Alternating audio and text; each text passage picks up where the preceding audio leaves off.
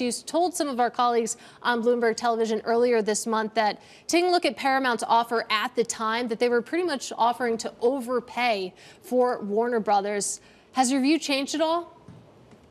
Well, once again, I think Warner Brothers and Zaslav has done a masterful job extracting extra value out of Warner Brothers, obviously key assets that now these two mega giants want, mostly over power than financial sense, in the sense of paying $100 billion for Warner's when you could pay $200 billion and buy Disney, which seems like a lot better thing.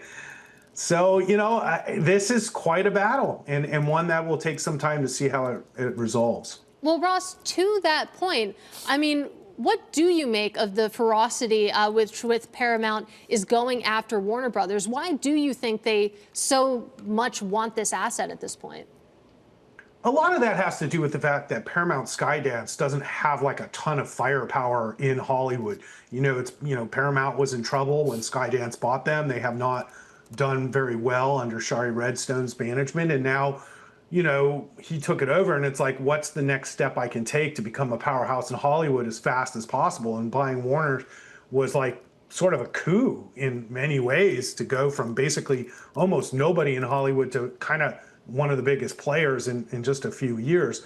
On the other side of the coin, you have Netflix, which has dominated Hollywood for now years and years, and has continued to grow and evolve into whether it be video games or sports content, and now looking at buying a studio to release in theaters and all the excess studio content they can generate. It would be a crowning achievement for Netflix to take Warner and be the most dominant player in maybe entertainment business history. So you got big egos, you got lots of money, you got power, you got famous actors and stars. This is as good a story as you're going to get, and they're going to fight it out to the end, because both of them know that this is the future of Hollywood, and whoever wins will define that. Yeah, the only question, Ross, is when they make the biopic about this, does it end up on Netflix, Hulu, Disney Plus? We'll see.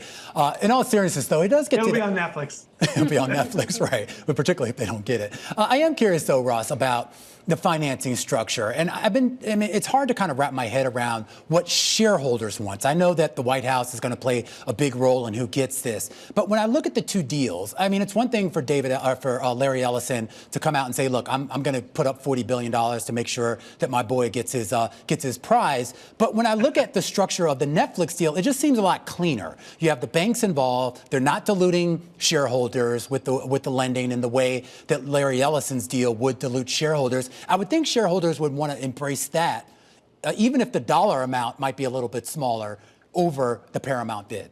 And I wouldn't argue that the dollar amount is substantially smaller either, because remember, you're still getting the CNN assets spun off to you. So I think in actual dollars, the deals are fairly comparable. But what you're saying is 100% true.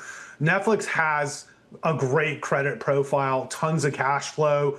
They've just redid their borrowing lines. They're borrowing at a very favorable rate. I actually own a pretty decent amount of Netflix bonds. They used to pay pretty decent yields a few years back, and Netflix is like a really solid asset to borrow against. So for them, you also get Netflix stock. And if I'm a Warner Brothers shareholder, which I am not, I would want that couple bucks in Netflix stock too, because why give up all the potential upside that will come with this merger?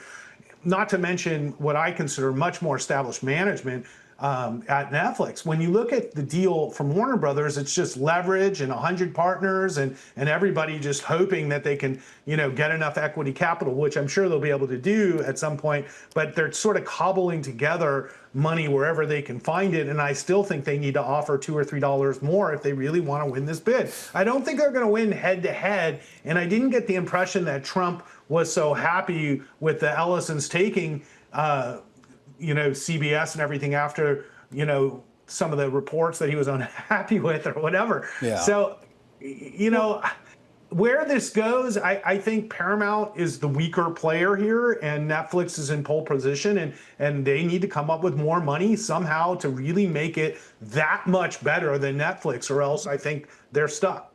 I am curious with regards to the cable assets, the news and cable assets, Ross. I know Netflix doesn't really want them at all. Paramount Right. looks like it's willing to take them on, though there's been some speculation that they would just probably end up pawning that off to someone else. Do you see any real material future for those types of traditional cable broadcast assets? And I mean that from an investment standpoint. Right, and you're talking to And be somebody careful who who's you're speaking to invested. here, because, you know, this is my Yeah, job. no, we're I talking mean, about. I have an investment in Disney that's underperformed for Yeah. a few years, and they were really on track going into 21, and then when 22 hit and things changed, Disney, really hasn't recovered. And so when you look at cable assets, that's the number one reason. You see Comcast spinning off Versant as well, which is CNBC and other cable assets. And I think that's what Disney needs to do as well. But, cable in my mind is a victim of its own problems now, because if this has gone on long enough, that companies like Spectrum have done, I think, a great job adapting to the future. But the bottom line is consumers are just looking for choice and lower costs, and cable just has never really adapted to the lower cost model.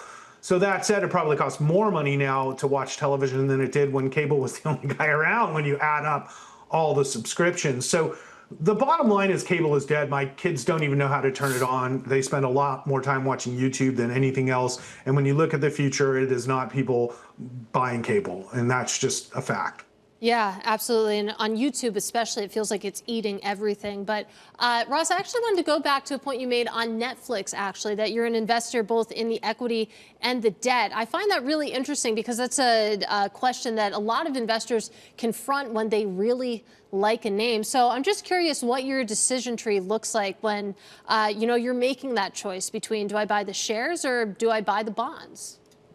Well, at GK, my firm, we are one of the few firms that actually buys individual equities and individual bonds in our clients' portfolios. And we really have to work a little bit harder for our clients to get better returns, potentially, as well as eliminate a layer of cost with bond funds and things like that. So I spent a pretty decent amount of time buying bonds, actually. And over the last few years, when yields soared, it was just like this unique opportunity after 20 years of low rates. So a lot of times what I do, I already have the analysis of the equity, so I know the financial conditions. So when I can find yields on bonds from those same issuers, I can collect income from, I like to do that because the work is already done and I already believe in the security because I own the equity.